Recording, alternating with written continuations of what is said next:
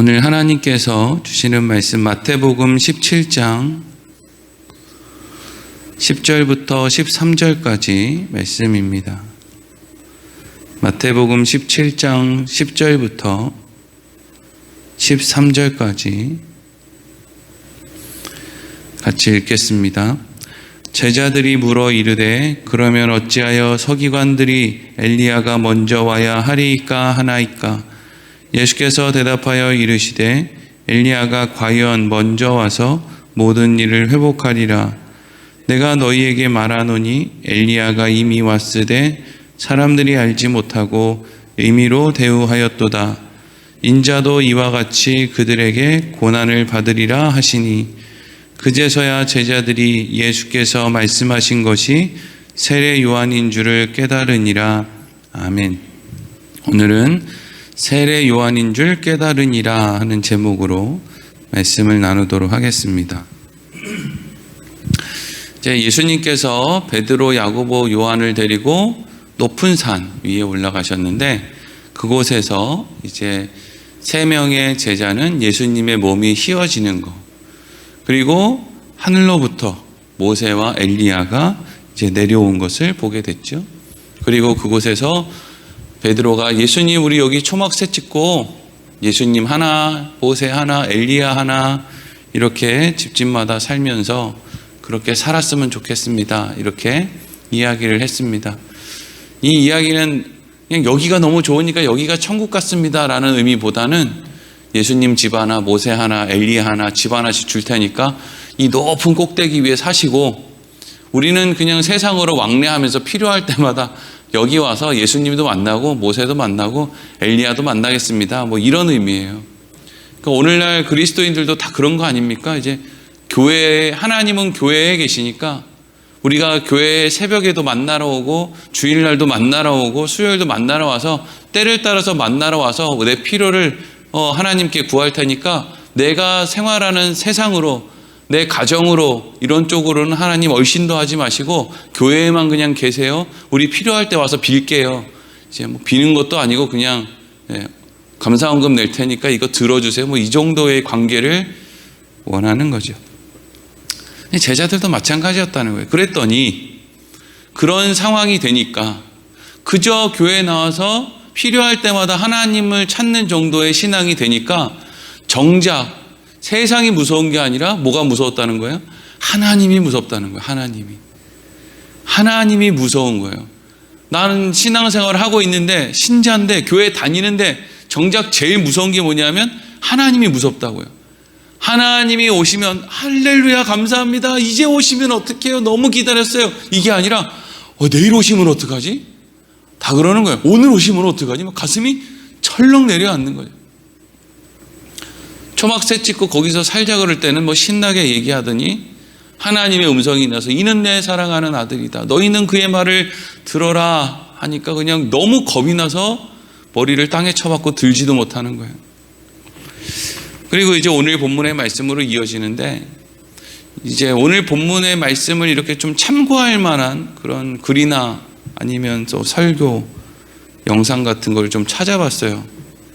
근데 대부분의 이제 설교들이 마태복음 17장 1절부터 13절까지 본문으로 잡아놓는데 오늘 우리가 읽은 본문은 언급을 안 하고 그냥 뭐 초막새 지은 이야기, 거기서 모세와 엘리야를 만난 이야기 그냥 그거 하고 이제 흐지부지 끝나서 요 대목 가지고 설교한 분들은 그렇게 많지 않더라고요. 그래서 곰곰이 생각을 해봤지 이게 무슨 말일까? 왜 그러면 사람들은 이거 가지고는 그렇게 이제 설교를 많이 안 하셨을까? 이런 생각을 좀 해봤는데 이게 중요하지 않은 내용은 아닌 것 같아요. 중요한 내용이고 이 안에 또 필요한 내용들이 분명히 담겨 있을 것이고 뭐 왜 앞에 부분만 하는지 그 앞에 부분만 알면 뭐 뒤에 부분도 해석이 돼서 그런 건지는 모르겠는데 어쨌든 이거는 뭐 제가 생각을 해서 낸 결론이기 때문에 뭐 다른 사람들이랑은 좀 다를 수도 있으니까 하여튼 뭐 여러분들도 그냥 잘 들어보시고 그렇게 생각할 수도 있구나 이제 그렇게 받아들이면 좋을 것 같습니다. 오늘 본문 10절과 11절 우리 같이 읽어보겠습니다. 시작. 제자들이 물어 이르되 그러면 어찌하여 서기관들이 엘리야가 먼저 와야 하리이까 하나이까? 예수께서 대답하여 이르시되 엘리야가 과연 먼저 와서 모든 일을 회복하리라. 아멘.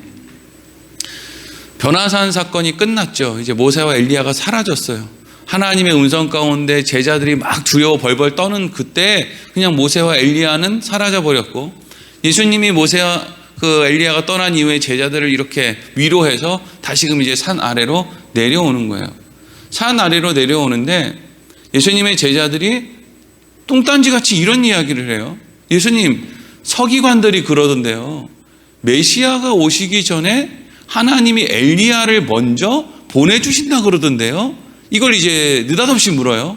그럼 여러분, 제자들의 심리를 생각해 봤을 때 지금 변화산 사건을 경험하고 내려오는 그 시점에서 왜 뚱딴지같이 별로 친하지도 않은 서기관들의 말을 지금 꺼내고 있겠습니까? 그럼 그 서기관들의 말이 뭔지를 생각해야죠. 그 말이 뭐예요?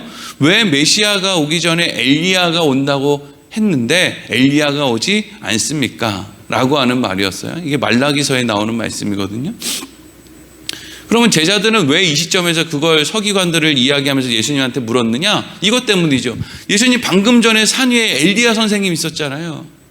그러면 서기관들한테 엘리야 선생님 손 붙잡고 가가지고, 야, 엘리야 선생님 왔어.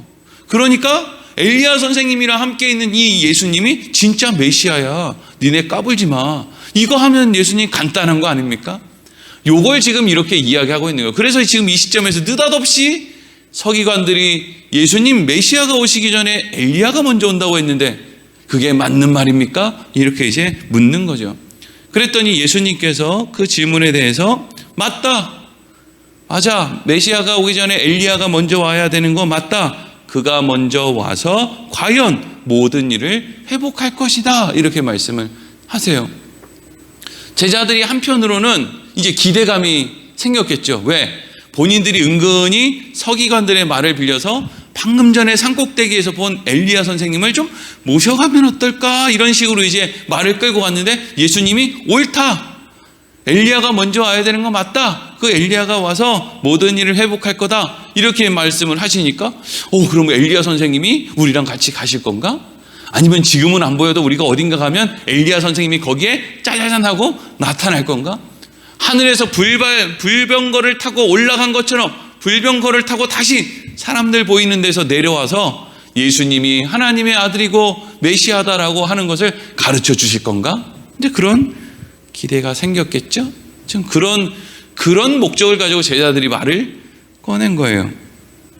그런데 예수님께서도 동의하고 맞장구 쳐주는 것처럼 보였는데 느닷없이 예수님이 제자들한테 이렇게 얘기하시는 거예요. 12절 13절 읽겠습니다. 내가 너희에게 말하노니 엘리야가 이미 왔으되 사람들이 알지 못하고 임의로 대우하였도다. 인자도 이와 같이 그들에게 고난을 받으리라 하시니 그제서야 제자들이 예수께서 말씀하신 것이 세례 요한인 줄을 깨달으니라. 아멘. 아니, 지금 변화산 꼭대기에 있던 엘리야 선생님을 이제 데리고 가서 사람들한테 보여줘서 뭔가를 우리가 맞지? 요거 이제 해야 되는데 예수님 지금 뭐라 그래요? 벌써 왔어. 벌써 왔다니요. 예수님, 우리 오늘 엘리야 선생님 저 산꼭대기에서 처음 봤는데 무슨 엘리야 선생님이 벌써 와요? 아니야, 벌써 왔어. 벌써 왔는데 너네들이 벌써 와서 자기의 일을 다 감당한 그 엘리야를 임의대로 대했어. 여기서 임의대로 대했다라는 것은요, 헬라어로 델로라고 하는데 좋을 대로 대했다는 거예요. 좋을 대로. 사람이 사람을 대할 때 어떻게 대해요? 좋을 대로 대하죠. 얼마 전에 얼마 전이 아니라 좀 됐죠. 한 장애가 있는 어떤 사람이 그 인터넷으로 막 이렇게 자기가 너무 어려운데 그걸 어려운 환경 가운데에서 자녀를 키우고 있는데 그래서 너무 힘들다 이런 글을 올렸는데 사람들이 마음이 찡한 거예요. 그 글을 보니까. 그래서 그 사람한테 이렇게 저렇게 이제 후원을 엄청 많이 해줬어요. 그런 게 이게 후원이 한 사람이 해주면 얼마 안 되지만 그게 전 국민을 대상으로, 여러분 전 국민이 10원씩만 줘도 5천만 명이니까 5억 아닙니까? 10원씩만 줘도. 그러니까 그렇게 해서 그 사람한테 불쌍하다고 십시일반 막 돈이 갔는데 돈이 엄청 많이 모인 거예요. 그래서 알고 보니까 그 사람이 그러면 자식을 그 돈으로 잘 키웠나? 그게 아니라 온갖 무슨 뭐 명품 차를 끌고 다니면서 또 막 그냥 온갖 더러운 행동을 하면서 그렇게 이제 하다가 발각이 돼가지고 감옥 갔잖아요. 그러니까 여러분, 사람들이 물론 사람 안에 악한 마음이 있어서도 그렇지만 또 한편으로는 이런 일들을 자꾸 대하다 보면 사람이 사람을 어떤 식으로 대하느냐면요, 임의로 대해요. 좋을 대로 대하죠. 그리고 어떤 사람, 이렇게 사기치려고 하는 사람들도 다른 사람들을 임의로 대해요. 다 그런 거예요. 세상이 다 그래요. 내 마음 같지 않죠. 그리고 내 마음도 사실 자신할 수가 없어요. 제가 이제 교회 목사가 안수를 받고 지금 뭐 10년이 넘었는데, 지난 10년 동안 저 나름대로는 어쨌든지 간에 많이 돕는 게 목사 일이지, 내가 지는 게 목사 일이지 이러면서 많은 사람들 그냥 거저 도우려고 나름대로는 애를 썼어요. 제 별것 아닌 수준 안에서는. 근데 요즘에 제가 뭘 느끼느냐면요, 사람들은 어떤 사람이 나를 어떤 목적이 없이 그냥 도와주면 고맙게 여기는 게 아니라 수단으로 삼고 이용하려는 그런 마음이 많이 있구나. 이래서 누군가를 돕는다는 건 참 어려운 일이구나. 그래서 성경은 우리에게 그 사람 때문에 율법을 지키고 그 사람 때문에 우리가 그 사람을 도우라고 이야기하는 게 아니라 너의 행복을 위해서 계명을 지키고 너의 행복을 위해서 누군가를 돕는 거지, 상대방을 생각하고 어떤 일을 하면 결국에는 실망밖에 돌아오지 않는다. 그러니까 여러분, 우리가 누군가를 도왔는데 그 사람이 나한테 사기를 쳐서 내가 막 속이 상하고 막 바보같이 느껴져요. 근데 성경은 우리한테 뭐라 그러느냐? 그게 너한테는 유익이다라는 거예요. 다른 사람이 나를 어떻게 할까 싶어서 아무도 돕지 못하고 그냥 내 마음대로 그냥 이러고 감옥 안에 갇혀서 사는 것보다 사기 치려면 쳐라. 나는 오늘 내가 너에게 하는 이것이 훌륭하기 때문에 하는 거지, 네가 나한테 뭘 갚는다 뭘 이런 것 때문에 하는 게 아니다 라는 마음으로 사는 게, 그게 더 유익하다는 거예요. 성경이 말하는 게 그런 거예요. 근데 어쨌든 지금 예수님은 뭐라고 하느냐? 엘리야가 왔는데 너희들이 하여튼 니네들 좋을 대로 대했어. 어떤 사람은 친한 척 했고 어떤 사람은 필요 없어지니까 버렸고 이렇게 했다는 거예요. 제자들이 황당한 거죠. 예수님 언제 엘리야 선생님이 왔어요? 우리 지금 저 삼국대교에서 엘리야 선생님 처음 봤는데 언제 우리 불병거 타고 내려오는 거 한 번도 못 봤는데 그럼 도대체 무슨 얘기를 하는 거예요? 그랬더니 예수님께서 뭐라고 말씀을 하세요? 12절에 엘리야가 이미 왔으되 사람들이 알지 못하고 임의로 대우하였도다. 인자도 이와 같이 그들에게 고난을 받으리라. 이렇게 얘기를 했더니 이제 이때에는 요렇게만 얘기를 한 거예요. 그리고 나서 13절에 보니까 그제서야 제자들이 예수께서 말씀하신 것이 세례 요한인 줄을 깨달으니라. 이렇게 넘어가니까 마치 꼭 제자들이 그 자리에서 세례 요한 선생님 얘기하는구나 이렇게 깨달은 것처럼 느껴지는데, 그게 아니라 예수님이 이때 하신 말씀은 제자들이 이해를 못하죠. 왜 엘리야가 세례 요한인지 몰라요. 근데 이후에 성령 받고 마태가 이 글을 기록할 때쯤 돼서 보니까 그때 예수님이 말씀하신 게 세례 요한이었구나, 이걸 이제 알게 됐다라는 거예요. 그러면 이제 우리는 이런 질문을 할 수 있죠. 아니, 하나님은 분명히 말라기서에 메시아가 오기 전에 엘리야가 올 거라고, 그래서 서기관들의 입을 통해서 사람들에게 메시아가 오기 전에 엘리야가 올 거다라고 그렇게 말하도록 전하도록 하셨는데, 도대체 왜 엘리야가 세례 요한이냐 이거죠. 여러분, 엘리야가 세례 요한입니까? 이름도 다르지 않아요. 엘리야는 엘리야 세 글자고 요한은 세례 빼면 두 글자 요한 아닙니까? 어떻게 엘리야가 세례 요한이에요? 다른 사람이지? 근데 왜 이 다른 사람을 같은 사람이라 그래요? 근데 같은 사람이에요.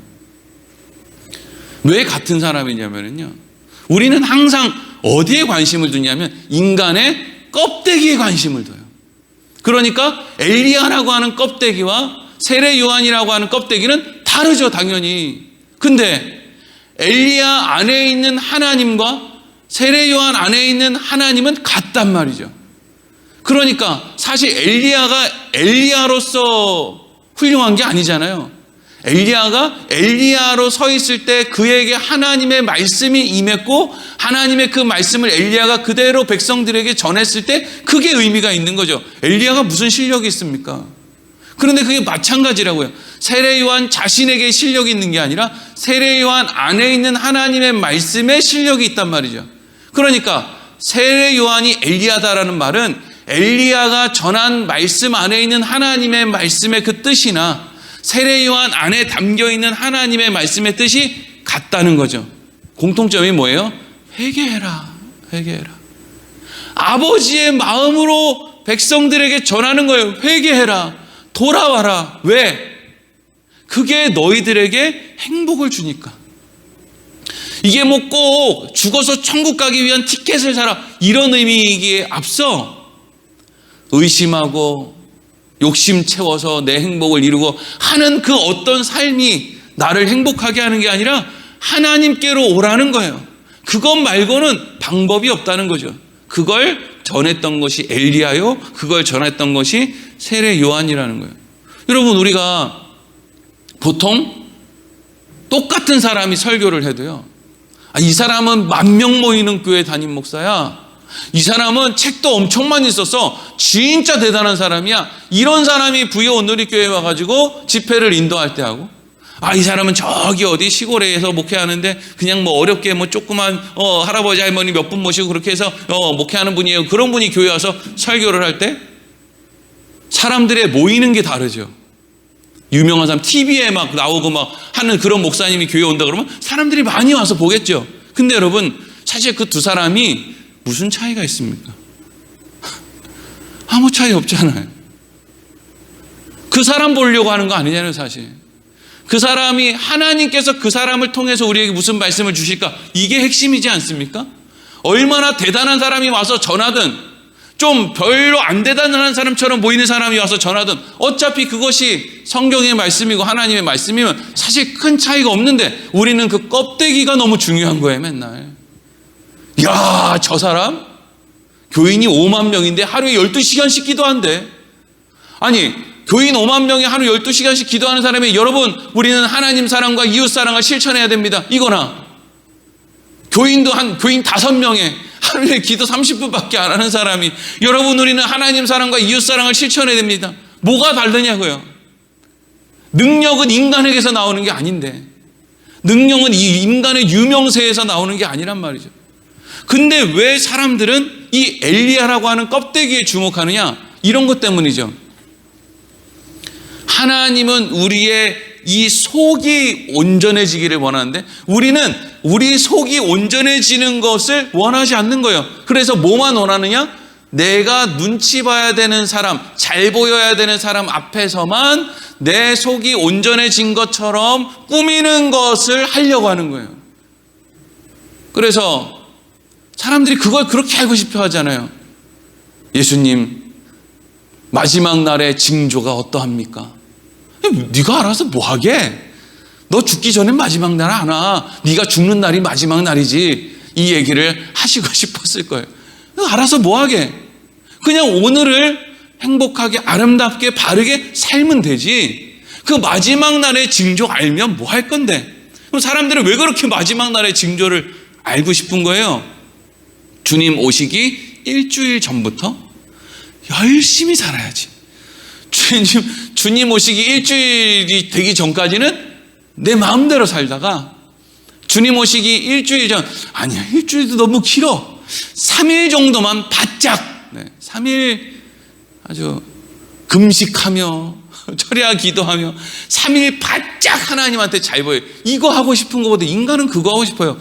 하나님은 그게 무슨 상관이 있냐? 언제 오는 게 무슨 상관이 있냐? 네 안에 하나님이 함께 하시는 거, 그래서 늘 하나님과 동행하는 거, 네가 온전해지는 거, 그게 중요하지. 어제가 오늘 같고 오늘이 내일 같고 그렇게 하루하루 살아가는 게 중요하지. 그거 언제 오는지 알아서 그거 잘 준비하고 있다가 그때 돼서 잘 보인다? 하나님 그거 원하는 분이 아버지겠냐? 아버지가 그거 원하겠냐? 아버지가? 세례 요한은 백성들에게 회개하라고, 주님 천국이 가까이 왔다고, 저분이 메시아라고 다 했잖아요. 세례 요한이 엘리야가 이 땅에 왔으면 했었을 일을 세례 요한이 그대로 백성들에게 다 했다고요. 심지어 세례 요한을 백성들은 다 존경했고 사랑했어요. 근데 여전히 백성들은 세례 요한의 껍데기에만 관심이 있을 뿐, 세례 요한이 그렇게 전했던 그 말, 회개하세요, 저분이 메시아입니다, 나는 저분의 신발끈을 묶을 자격도 없습니다 라고 하는 모든 하나님의 말씀을 대언해서 전한 말에는 관심들이 없는 거예요. 큰 교회, 유명한 교회 목사들이 설교하면 사람들이 그 말씀에 관심이 있습니까? 다 졸고 앉아있지. 근데 설교만 끝나면 사람들이 그 목사님 만나고 싶어서 그냥 난리예요. 왜? 그 사람 말에 관심이 있는 게 아니고요, 그 사람 교회에 있는 그 호주머니 속에 돈에 관심이 있거든요. 사람들. 목사님 우리 교회 이런 데 좀 도와주세요, 목사님 우리 교회 선교 좀 해주세요, 이런 거 하려고, 그게 그렇게 좋은 거거든요. 그래서 세례 요한이, 사람들은 세례 요한을 그렇게 좋아했지만 세례 요한이 헤롯으로부터 그렇게 부당한, 뭐 제대로 된 재판에 그것도 없이 그냥 붙들려서 무슨 한 나라의 왕이 조직폭력배 깡패처럼 그렇게 백성들에게 사랑받고 본인도 바르다고 생각하는 그 사람, 자기 그냥 자존심 문제 때문에 끌어다가 목을 잘라 죽이는데 백성들이 그 일로 한마디 말이 없죠. 한마디 말이 없어요. 그러니까 그것이 그들이 세례 요한을, 또 이 땅에 온 엘리야를 임의로 대했다는 거예요. 좋을 때는 한없이 좋은데 손해가 될 것 같으니까 얼른 다 그냥 고개를 돌려버리는 것이죠. 여러분, 우리가 하나님 사랑합니다, 예수님을 믿습니다 라고 말하지만 사실 모든 인간은, 모든 그리스도인들도 마찬가지예요. 모든 사람은요, 하나님 생각, 하나님 믿고 예수님 믿고 아닙니다. 사람 생각, 사람을 더 믿고, 눈에 보이는 재물을 더 믿고, 내 어떤 환경, 권세 이런 걸 더 믿습니다. 교회 다니는 사람, 예수 믿는 사람 안 그렇습니까? 똑같습니다. 그래서 지금 이 본문을 통해서 예수님이 뭘 말씀하시는 거예요? 그래서 가이사라 빌립보에서 예수님이 말씀하신 내가 십자가를 지고 죽은 다음에 사흘 만에 다시 살아나리라 라고 하는 일이 그래서 필요하다 이거죠. 베드로야, 너 나를 붙잡고 십자가 지지 말라고 항변을 하느냐? 네가 왜 그걸 나를 붙들고 항변하면 안 되는지 알려줄게. 너희들은 껍데기에만 관심 있고, 너희들은 하나님이 아니라 인간에게만 관심 있고, 너희들은 구원이 아니라 이 땅에서 먹고 죽을 이 세상의 배설물 같은 세상에게만 관심이 있다. 그래서 내가 죽어야만 된다. 니네들이 조금 더 지혜로우면, 니네들이 조금 더 영혼에 관심이 있고 하나님을 정말 믿는 것에 관심이 있으면 내가 왜 왔겠냐? 너희들은 아무런 관심이 없다. 그저 임의로 살며 하나님을 믿는 것처럼 하지만 하나님 앞에서 그냥 뭔가를 얻어내기 위한 수단으로 하나님 앞에서 그냥 잠시 할 뿐, 기회가 떨어지면 다 버리고, 그래서 내가 이 땅에 왔다. 그것밖에는 방법이 없다. 그러니 너희들 그러한 생각 속에서 앞으로 일어날 일들을 너무 당황하지 말고 잘 준비하라 이거죠. 우리 오늘 하루를 살아갈 때에도 내가 하나님을 믿노라 하면서도 사람을 더 믿는구나.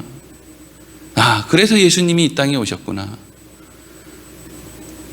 예수님을 생각하며 예수님의 은혜를 생각하며, 그러면 하나님이 원하는 것은 사람이나 세상을 보는 게 아니라 오늘 하루도 내가 하나님을 바라보며 사는 것을 원하시겠구나 라는 마음으로, 다른 사람은 어찌할지언정 우리는 우리의 행복을 위해서, 하나님이 우리를 바라보실 때 기뻐하는 그 모습을 위해서 오늘 하루 바르고 온전한 모습으로 살아가기를 소망합니다. 기도하겠습니다.